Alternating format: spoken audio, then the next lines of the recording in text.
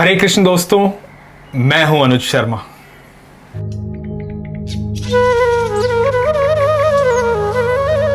एक भक्तिवती विमला बाई थी, पंजाब की रहने वाली जी। सब कुछ छोड़ छाड़ के वृंदावन आ गई थी जी।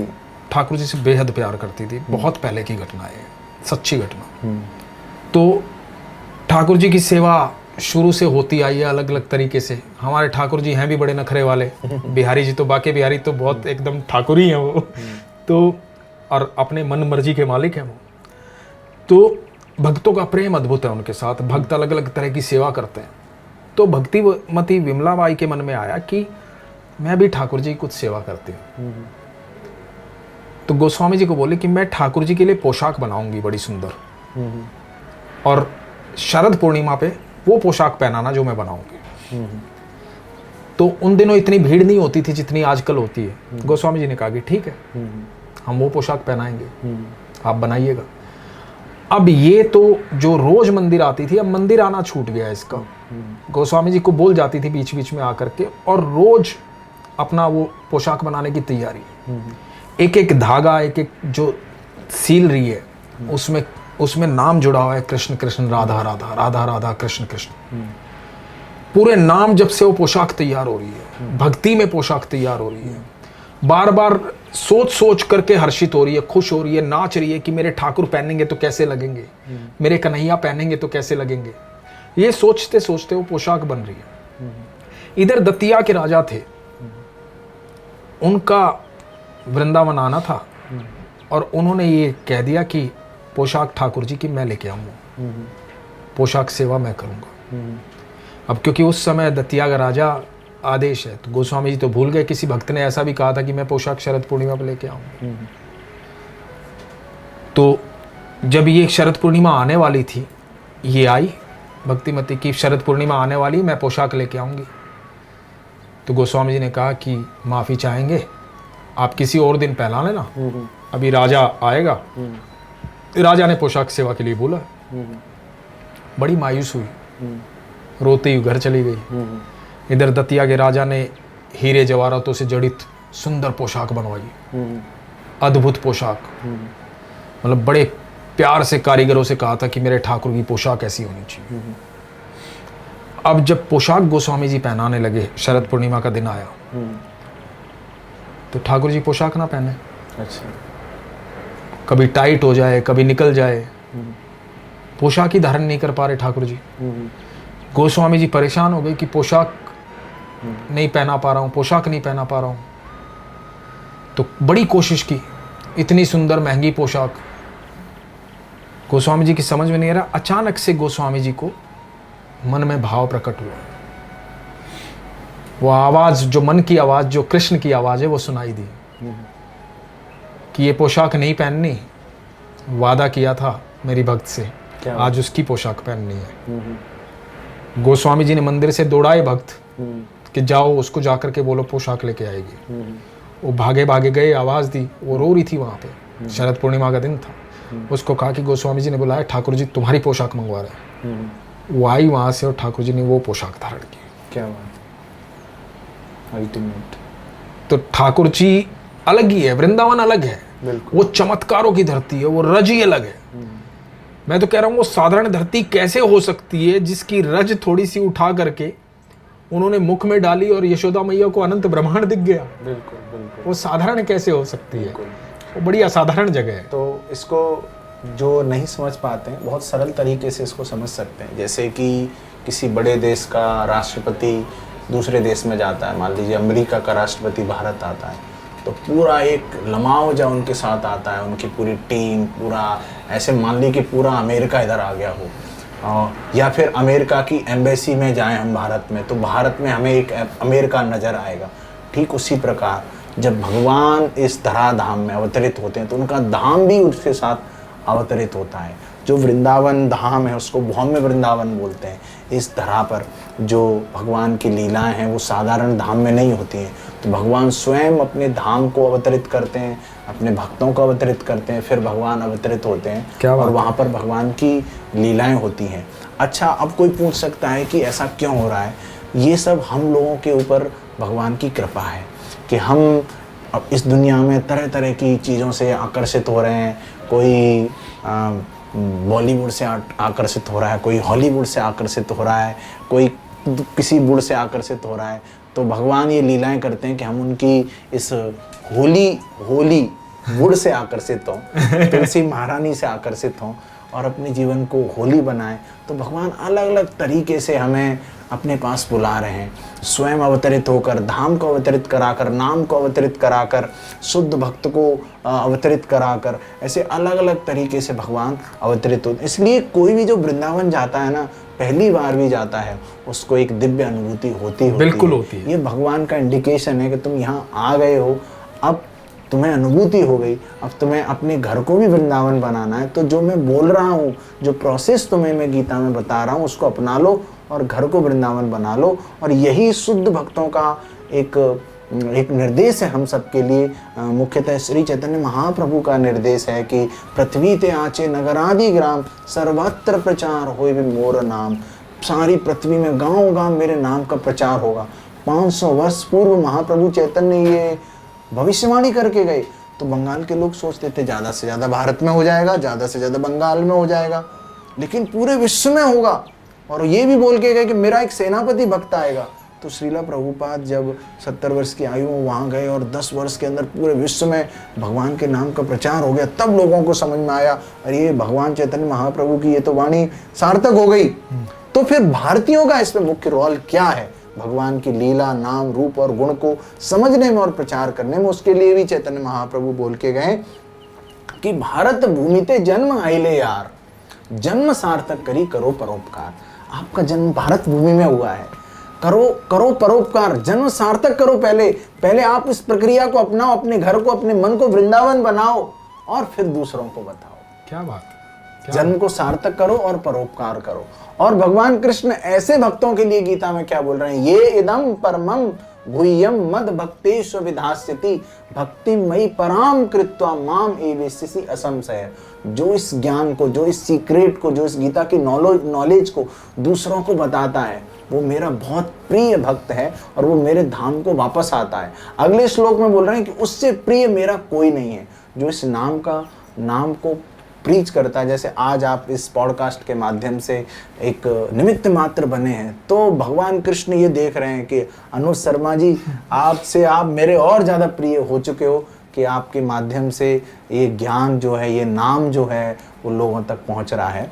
तो बहुत सारी ऐसी भगवान की लीलाएं हैं, बहुत सारे भगवान के बारे में छोटी छोटी चीज़ें हैं जो हम अपने जीवन में अपना सकते हैं। बिल्कुल, बाकी बिल्कुल। और भी कुछ आप एक बस मैं ये कहूँगा, अब चलते चलते पहले तो एक कविता जो आप कविताएं लिखते हैं, जी जी जी, ठाकुर जी के लिए कोई सुंदर सी कविता जो आपने लिखी हो, बिल्कुल, तो वो सुना दीजिए। तो भगवान ने मुझे एक स्किल दिया है, मैं उन्हीं का दिया हुआ है, तो उसी को उनकी सेवा में प्रयोग करते वक्त मुझे बहुत खुशी होती है। तो पहली बार जब मैं मंदिर आया, फूल माला देखी, जप माला देखी, कंठी माला देखी, तो मेरे मन में आया इन सभी मालाओं की एक माला बनाई जाए। तो मैंने ये कविता लिखी कि फूल माला, जप माला और यहाँ कंठी माला, सबसे सर्वश्रेष्ठ नंद का लाला है। और नवनीत तस्कर है, नटखट बालक है, मोहिनी रूप और ब्रज का ग्वाला है।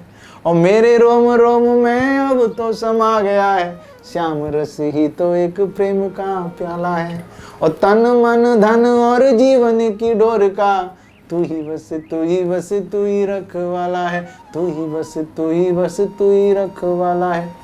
फिर भक्तों ने कहा कि ये मालाओं की माला बनाने से काम नहीं चलेगा, आपको खुद भी माला करनी पड़ेगी। तो फिर जब मैंने हरे कृष्ण मंत्र का, मैं सभी जितने भी दर्शक हैं पहले बताना चाहूँगा, फिर कविता सुनाऊंगा कि आपसे मेरा निवेदन है कि आप भगवान के नाम का जप शुरू करें, 10 मिनट से ही शुरुआत करें। ये माला है, इसको ऐसे पकड़ते हैं हम, इस पर एक पंचतत्व मंत्र बोलते हैं, जय श्री कृष्ण चैतन्य प्रभु नित्यानंद श्री अद्वैत गदाधर श्रीवासादि गौर भक्त वृंद। उसके बाद हर एक मोती पर आपको हरे कृष्ण मंत्र बोलना है, हरे कृष्ण एक बार साथ में बोलते हैं अनुज जी। हाँ, हरे कृष्ण कृष्ण कृष्ण हरे हरे, हरे राम राम राम हरे हरे। तो इस तरह से आप हर एक मोती पर पूरा हरे कृष्ण मंत्र बोलिए, पूरी माला करने में अधिक से अधिक आपको 10 मिनट लगेंगे। एक माला रोजाना करिए, एक सुबह एक शाम, अपने जीवन में रियल हैप्पीनेस को एक चांस दीजिए, फिर देखिए। तो मैंने जब इस मंत्र का जप करना शुरू किया तो क्या अनुभूतियाँ हुई, तो उसको मैंने देखने का प्रयास किया कि कृष्ण नाम अगर तूने कंठ पर धर लिया, आनंद ही आनंद जीवन में आएगा। और सुबह से शाम अगर लिया तूने कृष्ण नाम, दुख का दामन तो दूर भाग जाएगा। और कृष्ण से लगा ले डोर, कृष्ण की पकड़ छोर, चौं और खुशियों का मंजर तू पाएगा। और तन मन धन और जीवन हो कृष्ण नाम, अंत काल कृष्ण के धाम को तू जाएगा, अंत काल कृष्ण के धाम को तू जाएगा। तो ये कृष्ण का नाम है, और भी बहुत सारी ऐसी भगवान कृष्ण पर संबंधित कविताएं हैं। तो मैं चर्चा कर रहा था गुप्त वृंदावन धाम के बारे में। भगवान के लिए मंदिर बनाना कोई बड़ी बात नहीं है, भगवान तो अनंत कोटि ब्रह्मांड नायक हैं, उनके सोचने मात्र से हजारों मंदिर बन सकते हैं। लेकिन भगवान हमें अवसर दे रहे हैं उनका घर बनाने का, और शास्त्र बताते हैं इस दुनिया में जब हम भगवान का घर बनाते हैं तो भगवान अपने धाम में हमारा घर बनाते हैं, अपने धाम में हमें स्थान देते हैं। तो राजस्थान का सबसे बड़ा ये सांस्कृतिक केंद्र और भगवान कृष्ण का मंदिर जयपुर में गुप्त वृंदावन धाम बन रहा है। तो इसमें हम सभी, आप जितने भी भक्त हैं इसमें जुड़ सकते हैं। और ये 3.5 लाख स्क्वायर फीट में इसका निर्माण हो रहा है। तो 1 स्क्वायर फीट की जो निर्माण की सेवा राशि है मात्र 1800 रुपये है। और ऑनलाइन इसका लिंक हम शेयर कर देंगे, आप डिस्क्रिप्शन में डाल सकते हैं। और ये सेवा यदि आप करते हैं तो आपके घर पर, आपको एड्रेस लिखना है, अपना पूरा नंबर लिखना है, आपके घर पर मंदिर की ओर से भगवान का कृपा स्वरूप प्रसाद भी प्रेषित किया जाएगा। तो एक अच्छा माध्यम है। आप जो भी श्रद्धा हो, 1 square feet, 2 square feet, 5 square feet, आपका बर्थडे है, एनिवर्सरी है, आपके घर में कुछ शुभ कार्य है, तब कर सकते हैं। अदरवाइज जब भी आपका मन करे उससे कर सकते हैं, और इस तरह से भगवान की सेवा से जुड़ सकते हैं।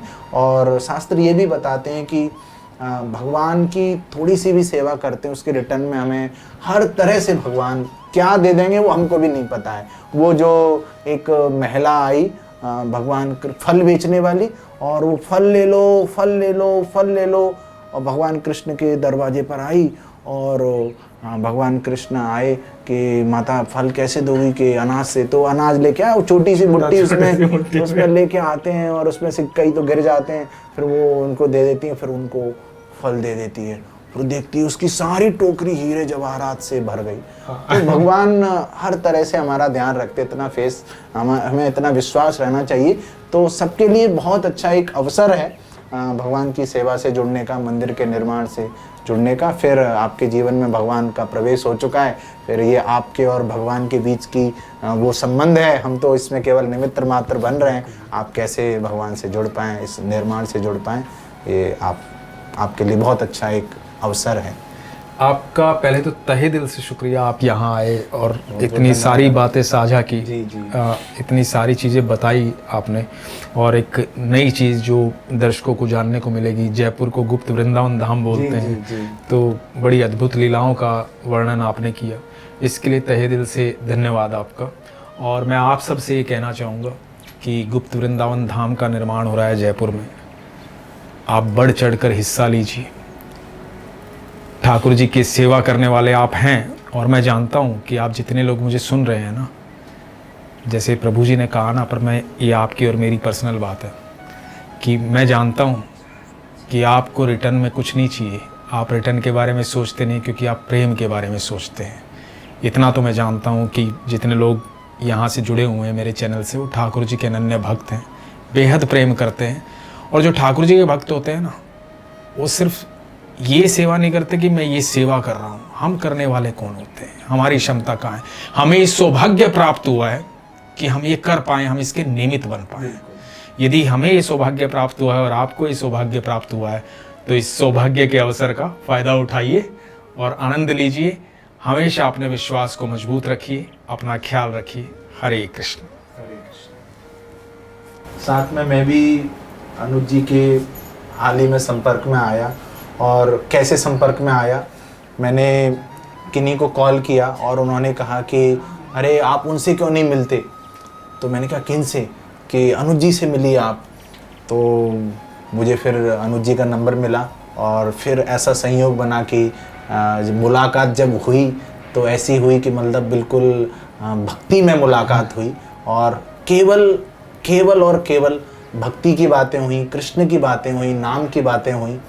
और मैं बहुत अपने आप को सौभाग्यशाली समझता हूँ कि इस मुंबई जैसे शहर में, जिसको लोग माया नगरी बोलते हैं, ऐसे भक्त भी हैं जिनकी इतना फेथ है राधा रानी के ऊपर, भगवान कृष्ण के ऊपर। और आप भी इतने भाग्यशाली हैं कि आपको ऐसे भक्त से जुड़ने का आपको अवसर मिला है।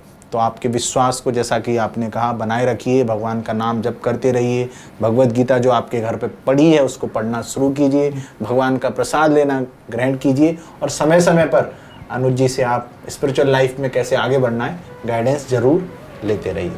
बहुत बहुत धन्यवाद। हरे कृष्ण। हरे कृष्ण।